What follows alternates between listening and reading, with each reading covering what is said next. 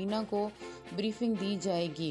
وزیر اعظم کی زیر صدارت ہونے والے اجلاس میں نیا پاکستان ہاؤسنگ کے منصوبوں پر بریفنگ دی جائے گی، جبکہ کابینہ تاریخی یادگاروں کے لیے انڈیا سے مخصوص پتھر منگوانے کی منظوری دے دی گئی۔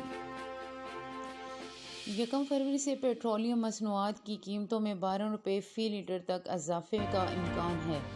اوک گرانے اسمبلی 30 روپے فی لیٹر لیوی کی بنیاد پر تیار کی ہے۔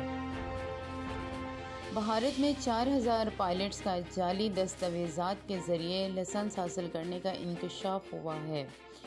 2 بھارتی پائلٹس کو جعلی دستاویزات پر لائسنس حاصل کرنے کے الزام میں گرفتار کر لیا گیا۔ آج کی خبروں میں ایک افسوسناک خبر شامل کرتے ہیں۔ معروف اداکار شان شاہد کی والدہ کا انتقال ہو گیا۔ ماضی رابطے کی ویب سائٹ